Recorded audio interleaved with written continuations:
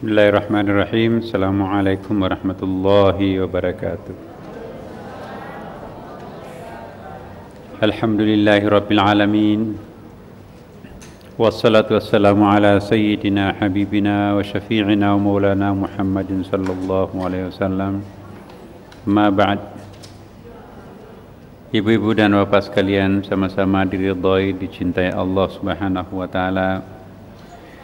Pada maghrib kali ini kembali kita berjumpa di rumah Allah Subhanahu wa taala dalam suatu tujuan dan satu niat yang sangat mulia.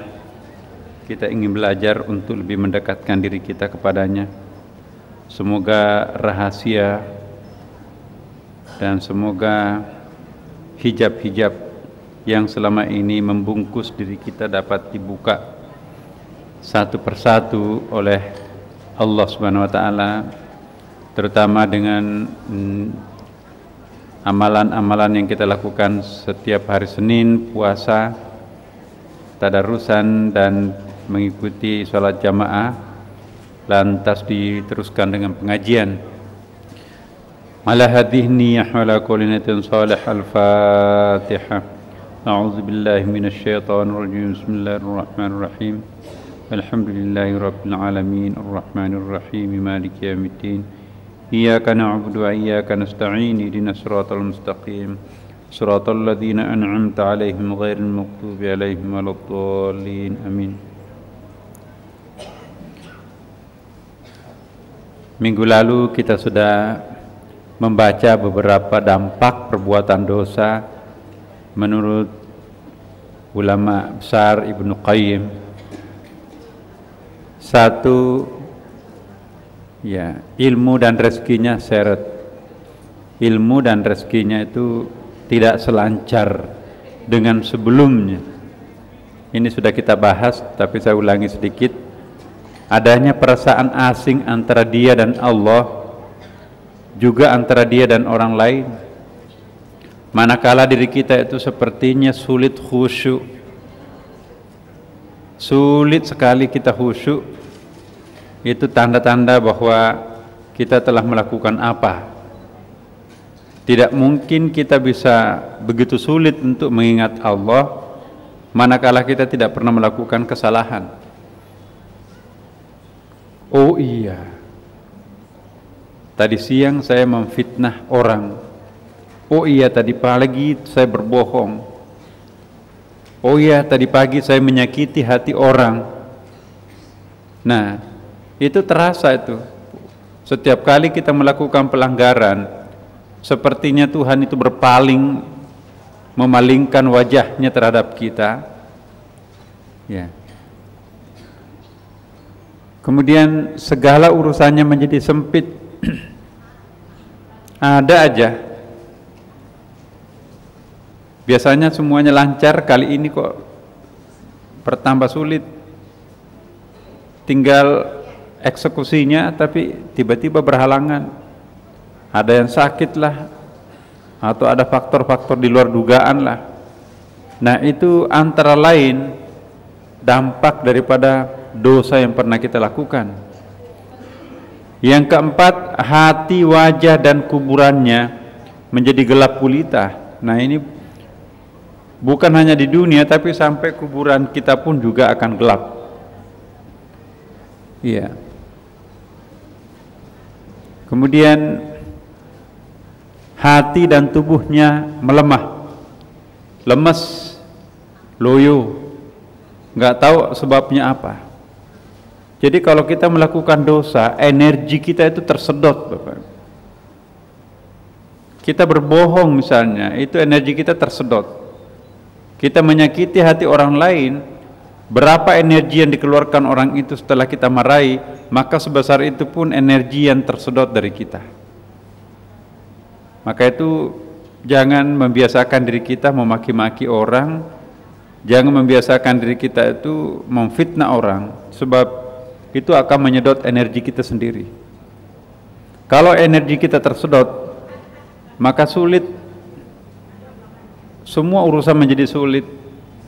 Berdoa cari yang pendek-pendek, salat pun juga perpendek. Jadi semuanya kita mau yang gampang-gampang. Tidak ada keseriusan untuk mau melakukan sesuatu yang lebih istimewa untuk Tuhan. Kemudian yang keenam, susah untuk melakukan ketaatan. Salat bukan main beratnya. Akhirnya ketemunya juga akhir waktu. Kemudian umurnya lebih banyak sia-sia.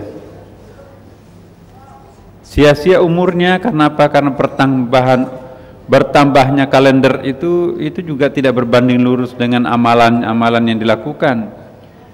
Jadi sia-sia hidupnya.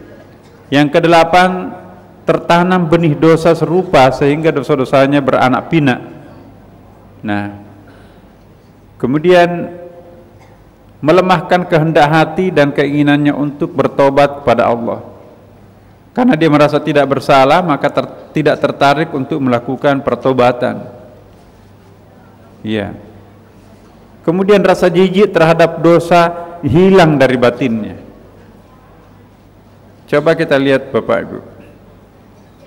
Kita kadang-kadang itu jijik melihat perbuatan dosa itu.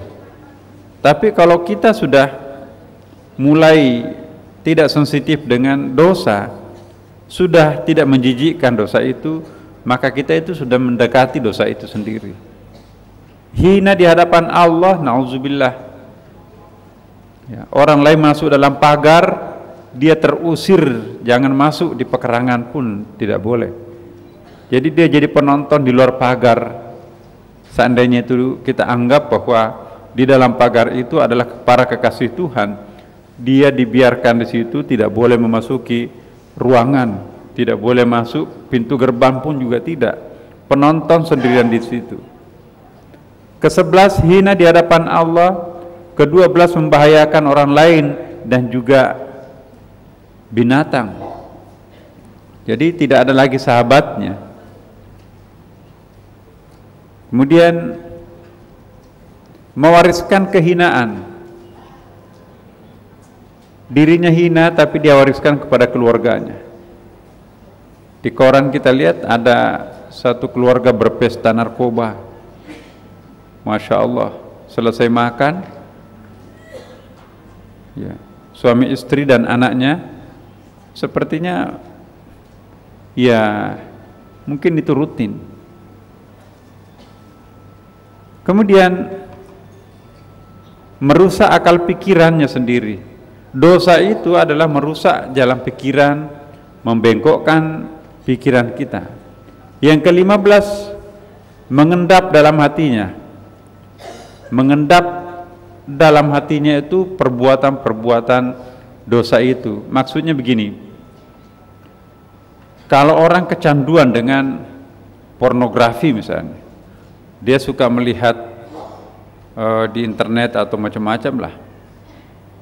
Nah itu tidak bisa ditinggalkan. Mungkin dia tengah salat, muncul itu monitor TV-nya itu, monitor komputernya.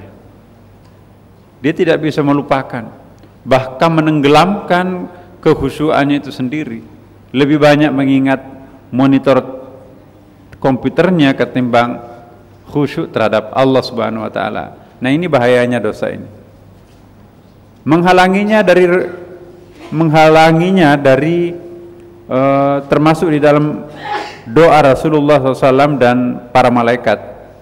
Jadi tadi itu kita salat itu para malaikat itu juga ikut jadi makmum dan mendoakan para makmum dan imam.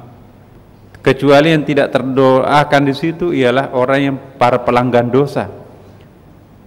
Nah, sampai di sini minggu lalu kita bahas. Nah, sekarang kita bahas yang ke-18. Mendapatkan berbagai siksaan alam kubur. Jadi belum sampai di hari akhirat, di alam kubur sudah mulai tersiksa. Ada orang di alam kuburnya itu sangat gelap dan sangat panas. Karena dalam hadis Nabi, tanda-tanda penghuni neraka itu akan ada lubang tembus neraka. Maka hawa nerakanya itu sudah muncul di liang lahatnya. Mengerikan sekali Bapak Ibu sekalian. Panas sudah itu gelap. Tetapi tanda-tanda orang saleh itu ada lubang kecil tembus surga. Iya, kayak AC. Itu kan biasanya ada lubang kecil. Hawa-hawa yang muncul dari lubang kecil itu terasa sejuknya AC di dalam kamar. Misalnya kamar mandi kita mungkin tidak pakai AC. Tetapi kamar kita, kamar pribadi kita itu pakai AC. Tapi biasanya pintu itu bagian bawah itu ada lubang-lubangnya itu. Nah, dari situlah muncul hawa-hawa sejuk itu. Liang lahat itu juga nanti itu akan muncul sebuah lubang tembus surga, dan para penghuni liang lahat yang calon penghuni surga itu sudah merasakan pendahuluannya surga. Kuburannya itu lebih luas perasaannya daripada dunia dan sekitarnya, antara bumi dan langit. Tapi sebaliknya para kandidat penghuni neraka, dia akan merasakan lubang neraka itu. Kemudian menimbulkan berbagai kerusakan di muka bumi, air, udara, ladang, buah-buahan maupun bangunan-bangunan. Jadi bikin onar, bikin kerusakan. Ya. Dia kerjaannya itu adalah bagaimana menaklukkan dunia ini. Melihat gunung yang tinggi, bagaimana menaklukkan gunung puncaknya itu harus ditaklukkan. Begitu sampai di puncak, mengangkat tangan seolah-olah menang, nantang tuh. Begitu melihat pohon tinggi, bagaimana sampai ke puncak. Begitu melihat gua yang sangat dalam dan gelap, bagaimana menaklukkan gua itu. Dia akan menjadi sangat hebat manakala dia menaklukkan. Ombak yang sedemikian besar itu, bagaimana berselancar ombak di situ itu. Nah, jadi seolah-olah jiwanya akan menjadi pemenang manakala mampu menaklukkan alam raya itu. Bukan sampai menaklukkan seperti itu saja, tapi pikirannya pun juga pada saat melihat alam yang subur itu pikirannya jalan terus. Melihat pohon besar ini kalau digergaji, itu berapa meter kubik, papannya bisa berapa, baloknya berapa. Ya, hitung-hitungannya jalan. Tapi satu-satunya yang tidak pernah dihitung ialah berapa burung yang bersarang di atas pohon itu, yang beranak pinak. Serangga-serangga juga yang hidup mesra di atas pohon itu. Maka dengan ditebangnya pohon itu, maka habislah umur mereka. Begitu melihat rawa-rawa dan begitu melihat hamparan, ini kalau ditimbun berapa kapling ini. Sekarang Tanjung Priok itu juga habis di kapling tuh. Nah, kalau kita dari pesawat itu melihat itu berapa puluh hektar itu laut ditimbun, masya Allah. Danau, rawa-rawa kalau itu pun juga ditimbun, itu hitung-hitungannya adalah uang dolar, tanpa pernah berhitung berapa makhluk-makhluk rawa-rawa di situ, ikan-ikan itu yang hidup beranak pinak di situ, itu pasti akan mati dengan sendirinya. Nah, tidak pernah sedikit pun terlintas dalam benaknya bahwa ada makhluk Tuhan yang lain yang membutuhkan kehidupan di situ itu. Disangkanya makhluk itu hanya orang, padahal binatang itu pun juga makhluk bernyawa yang punya hak untuk hidup makmur di muka bumi ini. Lalu yang ke-20, menghilangkan rasa malu, rasa cemburu, dan rasa hormatnya kepada Tuhannya. Dia sudah seenak-enaknya ngomongin Tuhan. Hati-hati Bapak Ibu sekalian, ada orang yang mencandain Tuhan. Contoh, ya, tidak boleh sebetulnya itu mengolok-olok syariat Islam. Walaupun itu benar secara kata-kata, tapi itu sebetulnya tidak etis. Ya. Disuruh makan dulu atau salat dulu, terus terlintas di mulutnya, salat kan nomor 2. Maksudnya itu memang syahadat dulu baru salat, tapi message yang keluar dari mulutnya itu difahami orang salat itu nomor 2, makan nomor 1. Padahal itu mungkin benar, syahadat nomor 1, salatnya nomor 2. Apapun alasannya, tidak boleh melecehkan syariah seperti itu. Ya. Jadi hati-hati, jangan sampai nanti Tuhan serius menempatkan sholat itu sebagai tiang agama, tapi kita begitu gampang melecehkannya. Atau mengambil satu contoh, misalnya contoh di luar konteks. Misalnya, kita kan belum seberapa, Nabi itu istrinya 9.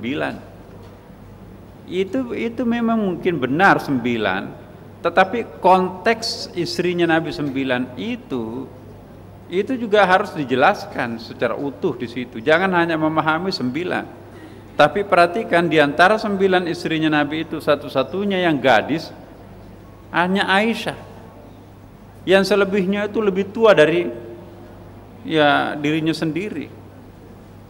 Suaminya korban perang Uhud, veteran perang Uhud. Suaminya korban perang Badar. Itu umurnya 60 tahun, 70 tahun. Itu sudah menopause. Kalau itu tidak terangkat martabatnya, satu kabilah akan kembali kepada agama lamanya. Tapi kalau itu diperistrikan oleh Nabi atau diperistrikan oleh sahabat, maka satu kabilah atau satu negeri di situ itu tetap akan bertahan di dalam agama Islam. Tidak pernah kita jelaskan seperti itu. Yang penting istrinya 9. Kita nggak usah 9, 4 aja cukup seperti izinnya Al-Quran. Nah, ini tidak boleh mencontohkan sesuatu di luar konteks untuk memudahkan atau memberikan pembenaran terhadap keinginan nafsu. Itu sama dengan melecehkan Al-Quran, melecehkan Nabi Muhammad. Lebih baik diam. Apalagi mencandakan Al-Quran tidak boleh. Nah, orang yang sudah terbiasa dengan dosa, hal-hal seperti itu semakin lucu. Coba kita lihat di dalam lawak-lawak TV itu. Urusan agama pun juga dijadikan bahan lawakan. Bulan Ramadan lagi. Jadi orang bulan Ramadan itu sebaiknya kita banyak menangis, meratapi dosa 19 bulan lamanya itu. Nah, kali ini 11 bulan, 1 bulan Ramadan itu Tuhan akan membuka pintunya di langit menerima pertobatan hambanya. Malah kita gunakan untuk melupakan dirinya dengan cara ketawa terbahak-bahak. Kalau di siang hari mungkin masih mending, tapi kalau di tengah malam, justru tengah malam itu sebaiknya kita menangis, meratapi dosa kita, malah justru mabuk-mabukan dengan ketawa. Nah, kalau kita membuka TV kita di malam hari dan menonton itu, berarti kita termasuk dengan mereka. Ya, saya menghimbau kepada kita para jamaah sekalian, jangan membuka TV-TV yang bisa mengajak kita melupakan Tuhan, terutama di malam hari. Cari channel yang bisa membuat kita itu lebih dekat dengan Tuhan. Kalau nggak ada, udahlah tutup aja. Matikan lampu, di atas sajadah kita ambil tasbih, zikir di situ, insya Allah akan lebih nikmat ketimbang mencari hiburan segala macam. Ada lagi yang mencoba menjawab begini, oh iya Pak Ustadz, kita kan daripada ngantuk lebih baik kita nonton. Itu penting, itu artinya supaya kita nggak ngantuk. Ya silakan, tetapi malam hari itu sebaiknya kita gunakan lebih dekat dengan Tuhan, mengevaluasi, mengintrospeksi diri kita sendiri, apa dosa yang pernah kita lakukan. Nah, kalau kita tahu dosa yang pernah kita lakukan, tidak mungkin kita akan ketawa, Bapak Ibu sekalian. Rasulullah mengatakan, kalau seandainya orang itu tahu masa lalunya dan tahu apa yang akan terjadi di akhirat kelak, maka niscaya manusia itu lebih banyak menangisnya ketimbang ketawanya. Apa yang terjadi di masa depan, di situ ada neraka kan? Di situ ada alam barzah. Di situ ada siratal mustaqim. Sangat mengerikan. Apabila itu dihubungkan dengan peristiwa masa lampau kita yang banyak dosanya, maka kata Rasulullah, seandainya orang sadar betul, maka pasti orang itu akan lebih banyak menangis ketimbang daripada ketawa. Nah, kemudian mengakibatkan Allah Subhanahu wa taala melupakannya. Karena itulah dia binasa. Jadi Tuhan pun juga melupakan orang yang tukang dosa. Iya. Tapi kalau orang ahli ibadah tanpa berdoa pun pada saat kena musibah, maka Tuhan pun juga akan memberikan musibah yang paling ringan. Sama-sama penghuni bus terjadi kecelakaan. Nah, biasanya ahli ibadah itu akan dilindungi oleh malaikat. Orang yang bersih biasanya akan mendapatkan pengecualian dari musibah itu sendiri. Kita sering menyaksikan kan anak-anak kecil, bayi malah selamat, yang nggak bisa berenang kok bisa selamat.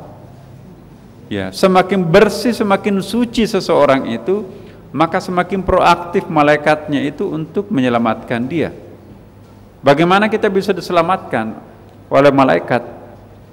Kalau malaikat itu juga setiap hari itu sebel melihat kita itu. Kemudian jauh daripada perbuatan baik. Orang lain mengoleksi amal, dianya mengoleksi dosa. Orang lain sibuk melakukan perintah Tuhan, dia sibuk melakukan dosa, pelanggaran-pelanggaran. Ya. Orang lain menangis, dia ketawa. Orang lain khusyuk dalam salatnya, minta imamnya panjang-panjang, apalagi kalau imamnya bagus. Dia gelisah kalau imamnya baca panjang. Nah, itu tanda-tandanya. Berikutnya, nah, menghalanginya dari pahala seperti pahalanya orang-orang yang berbuat baik. Orang yang berbuat baik itu pahalanya berlipat-lipat, tapi kalau ahli dosa itu pahalanya itu sedikit itu.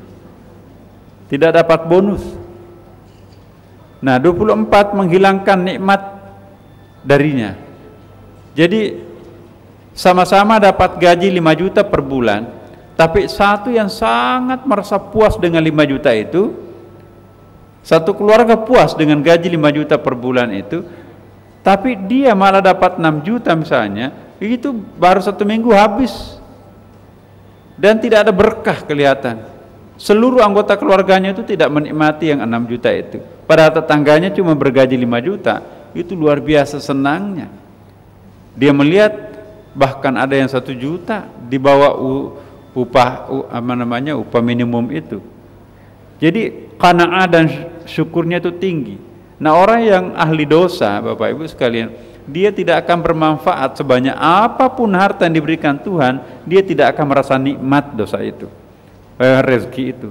Kenapa? Karena berkahnya nggak ada. Kemudian membuatnya ditimpa malapetaka. Biasanya orang seperti ini langganan musibah. Apapun yang terjadi kebagian dia. Kenapa? Karena dia tidak percaya diri. Menimbulkan ketakutan dan kengerian. Orang ini penakut dan pengecut. Maka itu pada masa Rasulullah orang-orang munafik itu kelihatan. Kalau bakal pasukan Nabi itu menang, maka si munafik ini tampil di depan bawa bendera. Tapi begitu melihat musuhnya itu sangat kuat, dia tampil paling belakang, pura-pura sakit. Itu munafik. Kita juga banyak tuh. Dia sedikit keringatnya, tapi begitu terjadi kemenangan, dia seolah-olah paling berkeringat. Orang yang paling berkeringat justru tidak mau menampilkan diri paling berjasa. Itu yang terbaik. Lalu menimbulkan ketakutan dan kengerian dan membuat hatinya itu sakit atau mati setelah hidup dan sehat. Jadi membuat hatinya sakit, sudah badannya sakit-sakitan, hatinya juga sakit lagi. Ya. Atau biasa disilahkan mati sebelum waktunya. Jadi orang yang ahli dosa itu matinya berkali-kali. Ahli ibadah itu matinya tidak pernah. Ya, ada ayatnya kan, jangan dikira bahwa mereka itu mati, balhum ahya, tetap itu mereka itu hidup. Tetapi kalau orang ahli dosa itu ya sangat takut dihantui oleh bayangannya sendiri dan disilahkan matinya berkali-kali. Tentu kita tidak ingin seperti itu. Nah, kemudian membutakan mata hati. Bayangkan kalau orang tidak punya mata hati, sudah tidak ada lagi larangan dari dalam. Kalau dia melakukan dosa, nikmat 100%. Tapi bagi orang yang dekat dengan Tuhan, begitu melakukan dosa, hatinya nggak keruan, gelisah terus, hatinya nggak bisa tidur, nyesal. Nah, bersyukurlah Bapak Ibu sekalian kalau melakukan dosa gelisah. Ada banyak orang setelah melakukan dosa itu nggak ada penyesalannya sedikit pun. Nah, sudah merampok, memperkosa, bunuh lagi. Habis itu pergi minum, ketawa terbahak-bahak, seperti tidak pernah ada penyesalan sedikit pun. Nah, orang yang seperti ini itu arangnya neraka gitu ya. Waquduhan nasu wal hijarah. Jadi bahan bakarnya neraka itu adalah manusia dan batu. Batu tungkunya, tetapi kayu bakarnya neraka itu nanti adalah para pendosa. Nah, orang-orang seperti inilah. Kemudian dia senantiasa berada di bawah kendali setan dan nafsu amarah tentunya, yang mengajaknya untuk melakukan keburukan dan meraih kenikmatan duniawi. Dia dicocok hidung oleh iblis. Apa yang dikatakan iblis lakukan, dia lakukan. Malaikatnya tidak pernah didengar, mati nuraninya. Itulah nasib orang berlangganan dosa. Lalu menjatuhkan martabat dan kedudukannya sendiri, baik di mata manusia, di mata malaikat, maupun di mata Tuhan. Jadi para pendosa tidak ada lagi yang bisa dibanggakan. Kalau dia pensiun gak ada yang nengok. Kalau dia sudah wafat dijemput malaikat nakir. Ya, sudah masuk neraka dijemput lagi oleh malaikat Malik, penjaga neraka di situ. Nauzubillah. Lalu menghilangkan keberkahan ilmu, amal, rezeki, umur, dan apa saja yang pernah diraihnya, itu kehilangan berkah. Mukanya sudah tidak berwibawa lagi, rezekinya juga sudah tidak dirasakan berkahnya. Bahkan istrinya pun juga itu terasa sebagai penyiksa, anak-anaknya pun juga dirasakan sebagai beban. Semua yang ada pada dirinya itu dirasakan sebagai beban, bukan lagi sebuah kenikmatan. Nauzubillah min dzalik. Jangan sampai ini terjadi Bapak Ibu sekalian. Karena itu mari kita ingat dampak kebalikan dari dosa yang pernah kita bahas 2 minggu yang lalu. Dampak perbuatan amal kebajikan itu malah justru kebalikan yang kita bahas terakhir ini. Yang ke-33, mengkhianati hal yang paling dibutuhkan. Yang paling substansial kita butuhkan itu dia hianati. Misalnya kesehatan. Ya. Diberikan kesehatan fisik, ketegaran tubuh, malah digunakan untuk berdosa, bermaksiat. Tidak pernah dipakai ruku. Giliran dia sakit, baru dia minta sholat. Apalagi yang mau diharapkan dengan orang yang sakit-sakitan seperti itu.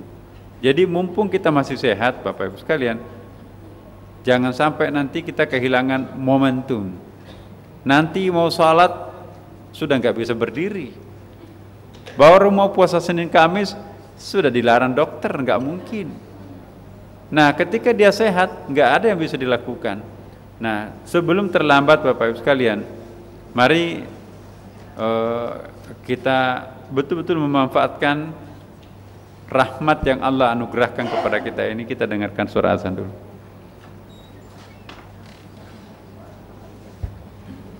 Kita lanjutkan Bapak Ibu. Yang 34 ini membuatnya jauh dari malaikat.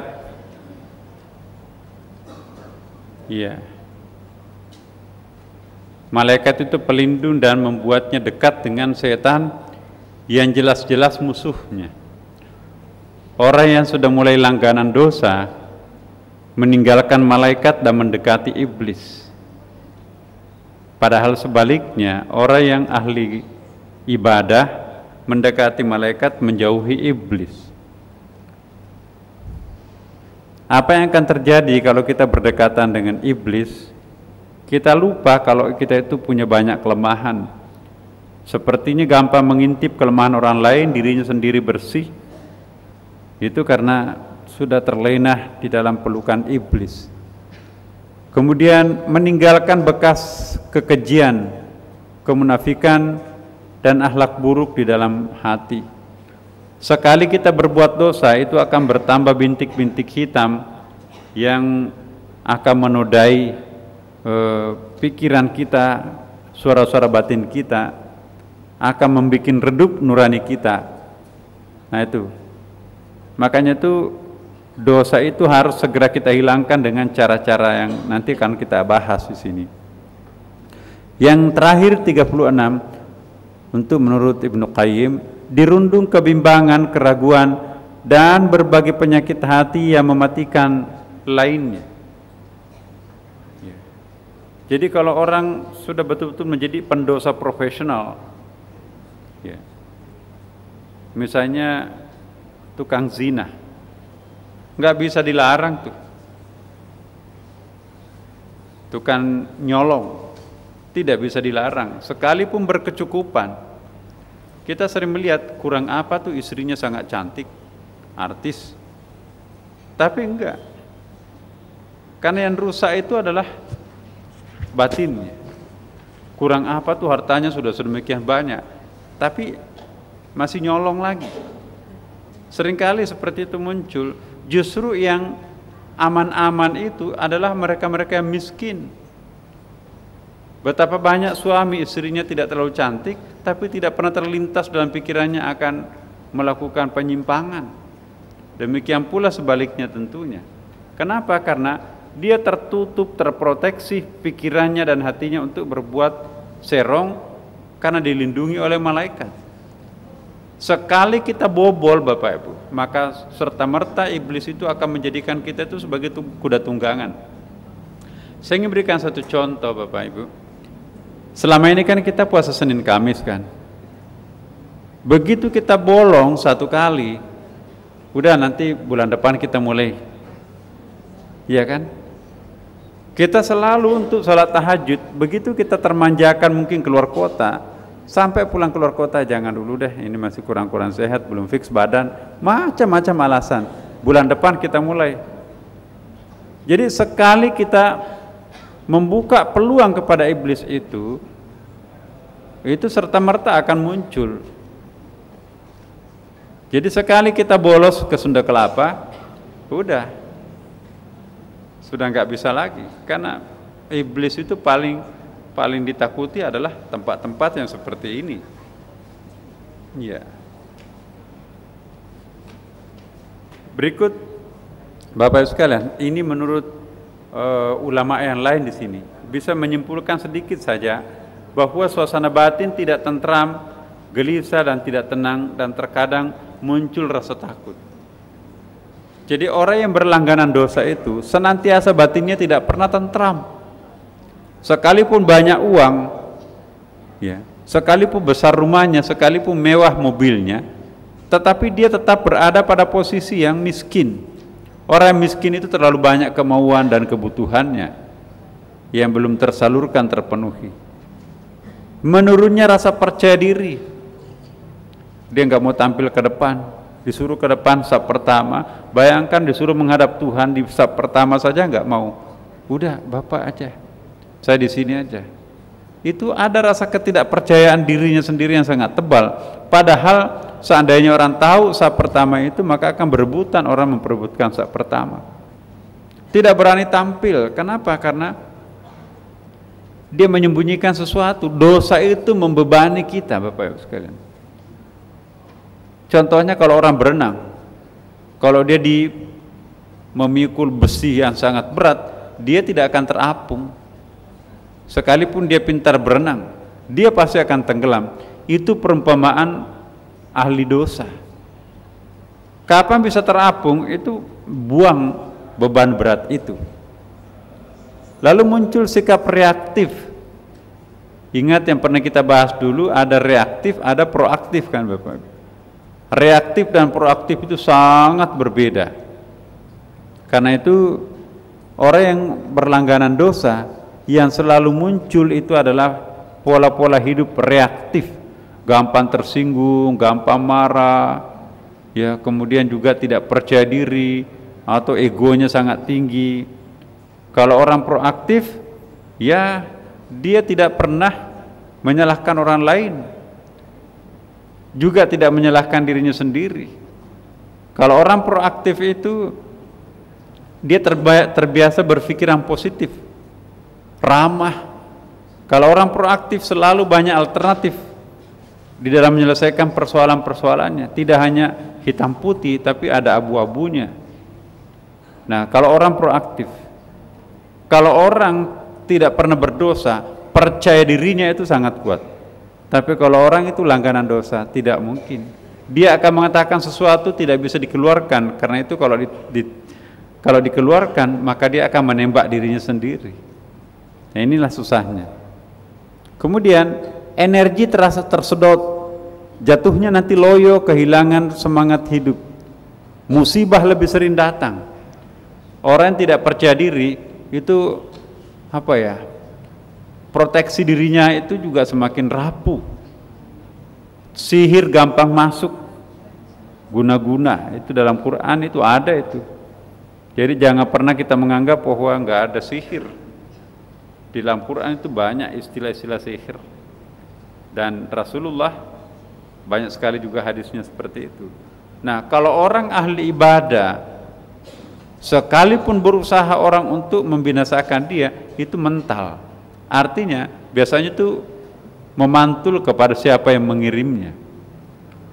Jadi kalau orang ahli ibadah itu sekaligus melakukan sistem tolak bala atau proteksi diri. Tapi kalau kita sudah menjadi langganan dosa, maka proteksi diri kita itu jebol. Apapun, bukan hanya penyakit yang bisa masuk, tapi juga sihir-sihir yang dikirim orang juga bisa masuk. Nabi pernah dikirimi sihir kan? Jadi ada dalam Quran tuh. Lalu musibah lebih sering terjadi, lebih sering datang. Dampak lainnya adalah bila darah amarah mengalir ke tangan, maka tangan mudah menyambar senjata, lalu digunakan untuk menghantam sasaran. Mati nyesel, nangis. Untuk apa menyesal sambil menangis? Penjara sudah menanti. Detak jantung meningkat, banjir hormon adrenalin, membangkitkan gelombang energi yang cukup kuat untuk bertindak dahsyat. Ya, akibatnya apa? Dirinya sendiri tersedot energinya dan penuh dengan penyesalan. Orang seperti ini, orang yang seperti ini pendek umur, dan biasanya di akhir hayatnya itu stroke, menderita batin, dan segala macam penyakit yang menghinakan dirinya sendiri di akhir-akhirnya itu. Bila darah kekurangan bila darah ketakutan mengalir ke otot seperti kaki, maka kaki mudah diajak untuk mengambil langkah 1000. Ya. Wajah menjadi pucat, hormon dalam otak membuat tubuh waspada, siap bertindak dan cemas dan gelisah, akibatnya sering meledak.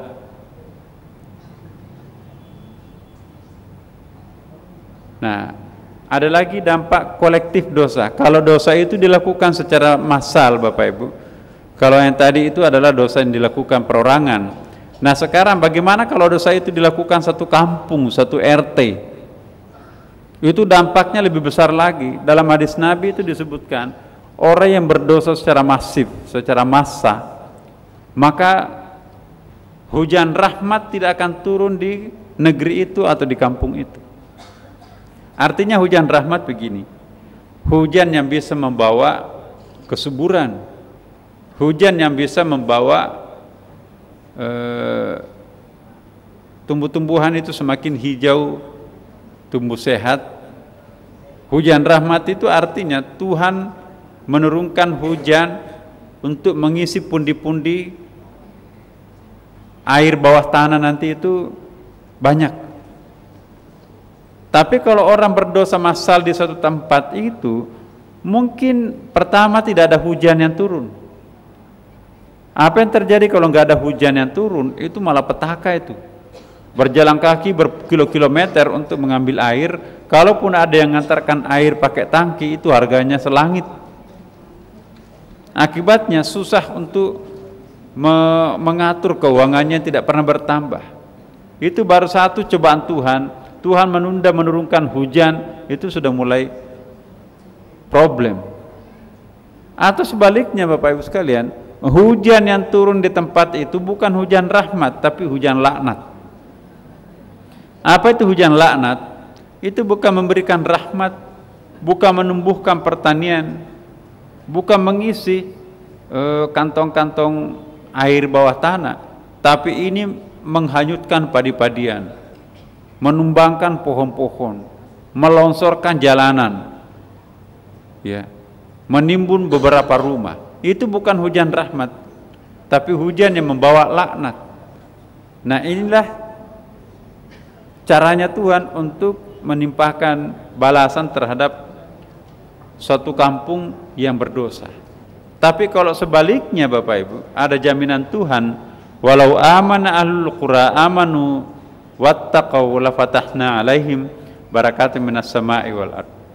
Seandainya saja penduduk suatu negeri, satu kampung beriman dan bertakwa, lafatahna alaihim, maka kami akan bukakan berkah dari langit dalam bentuk hujan rahmat, berkah dari bawah tanah dalam bentuk air tanah itu gampang diakses, tanah menjadi subur, kemudian juga tanaman gampang hidup. Akibatnya apa? Binatang-binatang ternak pada gemuk-gemuk, ya, panen raya terjadi di mana-mana. Kemudian masyarakatnya tentu gizinya baik-baik. Kalau gizi yang baik, pikirannya cerdas-cerdas, dan insya Allah kuat pergi ke Masjid Sunda Kelapa. Ujung-ujungnya seperti itu. Alhamdulillah. Kemudian dampak berikutnya, ini sesuai dengan riwayat qala Nabi SAW, manakala dosa itu merata di dalam satu negeri, satu kampung, satu RT, satu RW, maka perilaku kebinatangan itu akan merajalela di tempat itu. Artinya apa? Orang sudah tidak malu lagi melakukan dosa-dosa yang memalukan. Ya, banyaklah di Jakarta ini yang bisa kita lihat. Seharusnya kita malu, tapi kok mereka tidak malu. Kenapa? Karena sudah dicabut rasa malunya oleh Allah Subhanahu wa taala sehingga menjadi pelanggar. Ya. Bagi kita yang bersih-bersih, insya Allah hal itu adalah sangat aib, ya. Tapi bagi yang langganan seperti itu, bukan tuh, dia nggak aib. Ya. Coba kita lihat, masya Allah, di beberapa kota, di beberapa tempat, ya, rebutan, dia pasang iklan, lagi-lagi perempuan. Nah, hal-hal yang seperti ini, kalau itu dibiarkan Bapak Ibu sekalian, bukan hanya mencelakakan kompleks itu saja, tapi radius berapa kilometer dari tempat itu juga akan kena musibahnya itu. Maka itu ada hadis Nabi qala, hati-hati terhadap musibah atau hati-hati terhadap dosa yang dilakukan secara massal itu, karena itu bukan hanya menimpa orang-orang yang melakukan dosa, tapi juga yang akan kena itu adalah mereka-mereka yang ikut bertetanggaan dengan itu. Jadi kalau Bapak Ibu tetangganya kanan kiri muka belakang itu ahli maksiat, lebih baik cari tempat lain. Itu nggak ada aurah berkah di tempat itu lagi. Lama kelamaan anak-anak kita juga terkontaminasi. Cari tempat lain aja. Ini menurut saya. Tapi sekarang mungkin juga agak sulit juga. Mau pindah kemana lagi? Apartemen aja harganya sudah selangit, gitu kan. Apartemen itu juga bukan tempat yang paling steril. Bahkan apartemen itu jangan-jangan justru isunya orang ini tempat penyimpanan istri ketiga, keempat, keenam. Ya, jadi saya kira ya kalau kita tidak ingin terkena gangguan-gangguan seperti itu, imbangi dengan selalu mendatangi rumah Allah Subhanahu wa taala. Seperti tempat kita di sini, Bapak Ibu sekalian. Nah, ini persoalan lain. Nah, terakhir saya ingin menyampaikan, kira-kira seperti apa caranya untuk kita mengembalikan diri kita pada posisi semula? Karena kita itu kan lahir dalam keadaan putih bersih. Belakangan kita terkontaminasi dosa. Semakin besar dosa itu, semakin besar ketakutan yang mengancam diri kita sendiri, sehingga kita tidak sadar kalau kita itu sebetulnya adalah termasuk orang yang kaya, punya kemampuan, tetapi rasa takut itu menafikan semuanya itu. Jadi hidup ini menjadi tidak berkah. Nah, kapan diri kita itu sudah mulai berjarak dengan Tuhan, maka pada saat itu kita juga sudah mulai kira-kira perasaan kita itu kalau Tuhan membelakangi kita itu seperti apa. Jangankan Tuhan, kita sedang bicara, tapi lawan bicara kita itu membelakangi kita, enak nggak itu? Sangat nggak enak. Apalagi kalau Tuhan membelakangi kita. Ya. Cara untuk mengembalikan ini harus melakukan sesuatu yang luar biasa dalam hidup ini.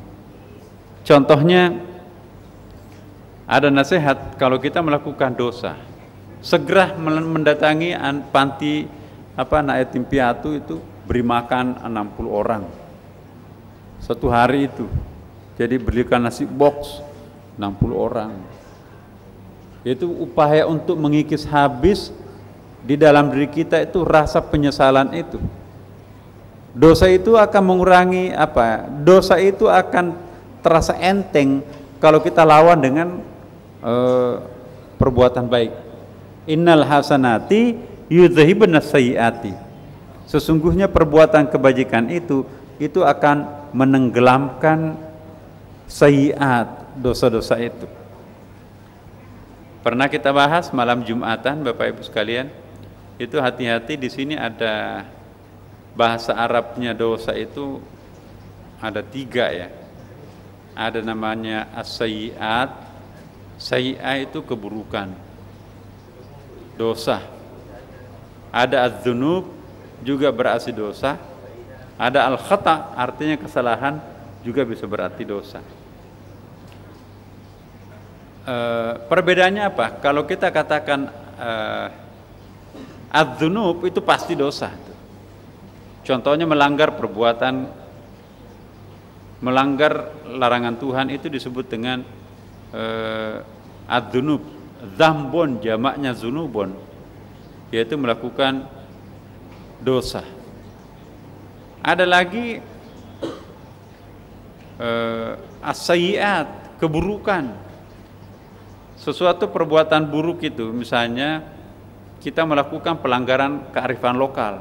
Kearifan lokal di situ ya tidak etis. Kita pergi ke masjid ya, menggunakan pakaian transpak yang ketat, bukan saja kearifan lokal tapi juga secara syariah kan. Nah, itu ada perasaan guilty feeling tuh kan, rasa nggak enak tuh. Jadi salah kostum, waduh. Nah, itu namanya sayyiat. Tapi kalau al-khata' itu di dalam ujian 1 + 1 sama dengan 4. Benar enggak ini? Salah. Itu bahasa Arabnya khata'un. Jadi yang khata' ini belum tentu dosa. Perlu kita jelaskan ini. 1 + 1 mestinya adalah 2. Tapi kok saya menulis di situ 3? Itu salah kan? Apakah saya berdosa di situ? Kemampuan saya berpikir hanya seperti itu. Jadi 1 tambah 1 sama dengan 2 itu benar, hasan, qabih. Tapi 1 tambah 1 sama dengan 3 itu salah. Bahasa Arabnya itu adalah khata'un. Bukan bahasa Arabnya orang yang seperti itu, salah seperti itu, dzambun, dzunubun. Ya. Yang namanya dosa itu, misalnya mengambil haknya orang, mengambil tasnya orang yang berisi uang, itu khata atau dzambun? Dzambun, dosa, yaitu. Kemudian ada orang pakai baju merah di siang bolong. Itu apa itu? Dzambun, sayyi atau khata? Ya, buruk lah, salah kostum. Apakah orang yang salah kostum itu berdosa? Ya, tergantung. Kalau misalnya salah kostumnya itu karena norak, memang berdosa itu. Tapi kalau enggak, dia menutup kepala kok, dia pakai jilbab, cuma warnanya aja kontras. Semua orang di masjid ini mengikuti zikir putih-putih, dianjurkan putih. Tiba-tiba datang satu orang pakai merah. Ya. Apakah itu dzunub atau sayyi'ah atau khata? Mungkin lebih kepada khata ya. Dia menutup aurat, cuma datang dengan warna yang kontras. Dia salah. Jadi Bapak Ibu sekalian, yang paling berat beban batinnya itu ialah dzunub. Di belakangnya sedikit adik-adiknya itu adalah sayyi'ah. Bawahnya itu yang paling bawah enteng itu khata. Jadi kalau orang salah, jangan khawatir. Belum tentu di mata Tuhan kita itu berdosa. Memang tidak naik kelas, tidak lulus. Tapi bukan berarti tidak naik kelas dan tidak lulus itu berarti kita berdosa. Jadi lain salah, lain dosa, lain buruk. Ya. Idealnya memang jangan salah, jangan buruk, dan jangan berdosa. Ya. Contoh lain kebalikannya, kata-kata benar. Ya, tergantung dari sudut mana kita melihatnya. Ada orang, mohon maaf ini contohnya jelek nih, di pantai, dia buka jilbabnya. Aturan pantai memang ya begitu. Bahkan orang pakai bikini juga enggak ada masalah bagi orang, ya kan. Nah, ini bukan pakai bikini, cuman biasanya kan pakai jilbab, tapi tiba-tiba jilbabnya entah kemana. Ya, ada perasaan malu pakai jilbab di pinggir pantai. Ya, kenapa? Karena kontras dengan apa yang ada di hadapannya. Nah, apakah itu benar atau salah? Ukuran kita lihat ya, ukuran psikologi pantai, apalagi kalau ke pantainya pantai di sono, itu dianggap salah kostum. Ya, kalau menurut saya itu bukan salah kostum, salah alamat mencari tempat rekreasi. Kenapa ke sana, ya kan? Cari pantai lain atau cari di tempat yang lain. Sudah tahu memang tempatnya di situ, mau kenapa di situ berendam sama-sama, ya kan? Jadi membuat perhatian orang.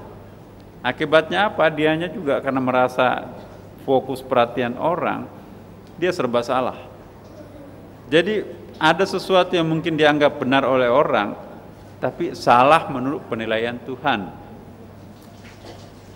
Ada menurut penilaian manusia itu salah, ya, tetapi menurut penilaian Tuhan itu tidak salah, paling tidak berdosa gitu kan. Ya. Ini hal lain yang saya ingin sampaikan Bapak Ibu sekalian. Cara yang terbaik untuk mengembalikan semangat keluhuran budi pekerti kita itu adalah tidak ada cara lain selain harus bertobat. Sehebat apapun juga Bapak Ibu sekalian, kalau kita tidak bertobat itu tidak akan pulih kembali. Bagaimana caranya bertobat? Ingat Imam Al-Ghazali yang pernah kita bahas dalam Ihya Ulumuddin dulu. Ada 7 syaratnya orang bisa diterima taubatnya. Pertama adalah mengucapkan astagfirullah. Kalau dosanya besar 100 kali. Kemudian yang kedua, menyesal. Ya Allah, kenapa saya lakukan ini? Sangat menyesal, bukan mulutnya menyesal, tapi hatinya yang menyesal. Yang ketiga, bersumpah. Dia berikrar di hadapan Allah, ya Allah, saya berikrar inilah adalah dosa saya yang terakhir yang seperti ini, tidak akan saya lakukan lagi. Demi Engkau ya Allah, Engkau menyaksikan inilah hati saya, tidak akan pernah akan jatuh dalam lubang yang sama seperti ini. Yang keempat, segera meninggalkan perbuatan itu. Jauhi. Jangan begini, ada orang yang meninggalkan perbuatan itu, tidak melakukan perbuatan itu, tapi masih berdiri di pinggir-pinggirnya. Ngapain di situ? Dia tidak melakukan dosa itu lagi, tapi tidak mau pergi dari jauh tempat-tempat itu. Nah, yang dimaksudkan dengan taubat Imam Al-Ghazali di sini, jauhi tempat itu, jauhi perbuatan itu. Yang kelima, ganti perbuatan dosa itu dengan perbuatan baik. Ya. Tadinya melakukan dosa, segera beri bantuan terhadap fakir miskin. Itu kontras tuh. Membantu fakir miskin itu, membantu anak yatim itu terutama, itu tolak bala loh Bapak Ibu sekalian. Perbuatan besar, perbuatan dosa besar yang pernah kita lakukan, maka cara yang paling efektif untuk mengikis rasa penyesalan luar biasa itu adalah langsung berikan bantuan kepada fakir miskin, anak yatim piatu, atau fisabilillah, anak-anak penghafal Quran misalnya, itu kita kasih tuh. Ya, syukur-syukur dia bisa berdoa. Nah, itu bisa mengikis innal hasanati yudhibna sayyiati. Kemudian yang keenam, ya, kembalikan hak orang yang pernah kita ambil. Maaf, ini tasnya yang saya curi kemarin. Ya, saya kembalikan uangnya utuh. Ya, itu kalau mengambil. Kalau itu kita membicarakan aibnya orang, maaf Mbak, saya kemarin membeberkan aib Anda, bahkan saya tambah-tambahkan, mohon dimaafkan. Ya, dengan lugunya dia minta maaf kepada orang itu.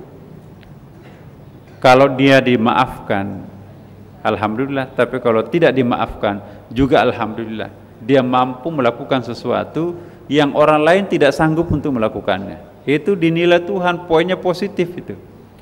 Kalau kita sudah minta maaf, orang lain nggak mau memaafkan kita, ya serahkan pada Tuhan. Ya Allah, saya sudah minta maaf tapi nggak dimaafin, terserah Engkau. Nah, udah selesai. Ya. Kemudian yang ketujuh, ini yang ketujuhnya ini berat nih.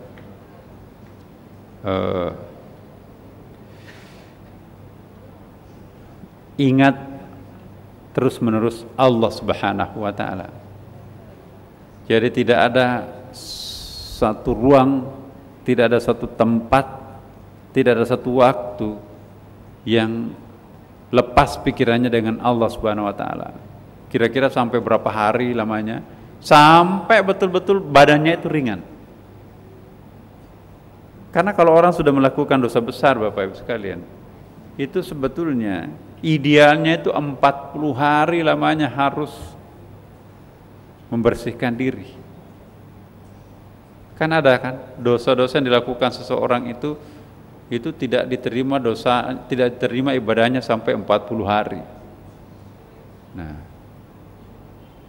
jadi kalau kita melakukan sesuatu yang sangat besar, maka lakukanlah sesegera mungkin pertobatan.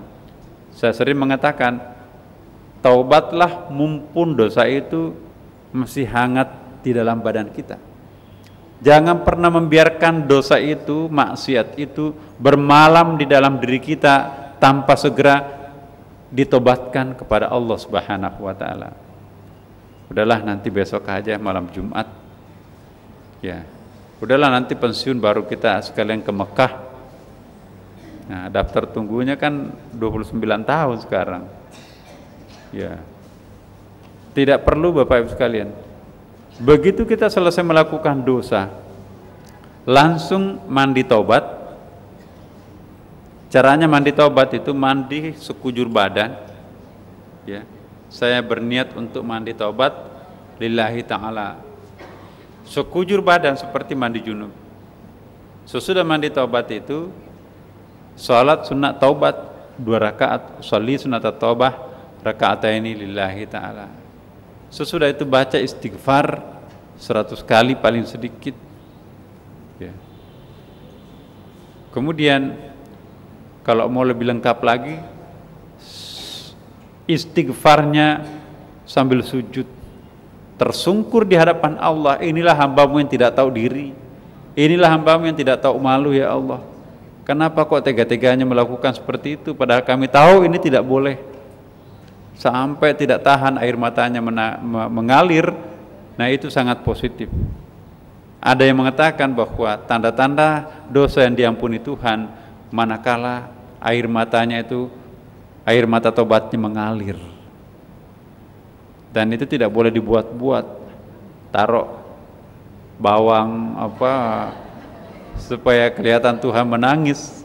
Tuhan kok mau dibohongi? Enggak mungkin. Jadi yang dimaksudkan di sini adalah air mata tobat itulah nanti yang akan mematikan api neraka kita sendiri. Air mata kerinduan terhadap Tuhan itulah yang melicingkan kita masuk ke dalam surga.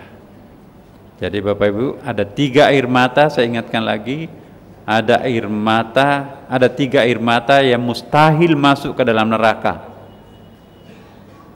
Satu saja dimiliki di antara 3 ini, aman kita dari neraka Bapak Ibu. Pertama adalah tadi air mata taubat. Kira-kira Tuhan sudah mengampuni dosanya tapi tidak akan pernah berhenti menangis. Terus menerus terngiang-ngiang dosanya itu. Sehingga kalau dia jadikan itu semacam tawassul begini. Kalau lagi tidak khusyuk dengan salat, dia ingat dosa besarnya terhadap Allah. Akhirnya dia gemetar. Balasan dosa besar itu apa selain neraka? Maka pada saat dia ingat neraka, dia ingat kekecewaan pada dirinya, kok tega-teganya mengecewakan Tuhan, nangis di situ. Jadi dosa itu penting untuk mengingatkan kita kepada Allah. Iya. Jadi ada yang mengatakan dosa besar itu justru vitamin untuk khusyuk kepada Allah pada saat kita beribadah. Tapi jangan yang belum punya dosa, kalau begitu saya mau bikin dosa besar satu supaya nanti ada yang saya ingat di hadapan Tuhan. Tidak boleh. Yang kedua adalah air mata kerinduan terhadap Tuhan. Miliki air mata seperti ini, insya Allah tidak mungkin neraka akan membakar air mata seperti ini. Dan yang ketiga, air mata yang keluar karena bentuk protes terhadap dosa maksiat yang ada di sekitarnya. Dia tidak sanggup untuk mengusirnya, dia tidak berdaya untuk menghentikannya. tiba-tiba dia menangis, ya Allah, aku tidak tega menyaksikan mereka. Spontanitas air matanya keluar, air mata protes ini juga tidak boleh masuk neraka. Ini kata Rasulullah SAW. Jadi Bapak Ibu sekalian, saya ulangi sekali lagi, 36 akibat dosa, 36 dampak amal soleh, berimbang antara kita, terserah apakah nanti kita akan merasakan lebih banyak manfaatnya kita beramal soleh, atau kita nanti akan terbebani dampak dosa itu sendiri. Pilihan di tengah-tengah kita. Tapi saya berharap insya Allah kita sudah tahu mana yang paling memberatkan kita, dan kita sudah tahu mana yang paling menguntungkan kita. Lakukan apa yang menguntungkan diri kita, tinggalkan dan jauhi apa yang membebani kita. Semoga Allah memberikan kekuatan untuk tangguh pada prinsip kita, sehingga dengan demikian insya Allah kita husnul khatimah, dan di akhirat nanti kita akan bersama-sama, dan di situ nanti kita akan merasakan bermacam-macam kebahagiaan yang diperoleh dari Allah Subhanahu wa taala. Al-Fatihah.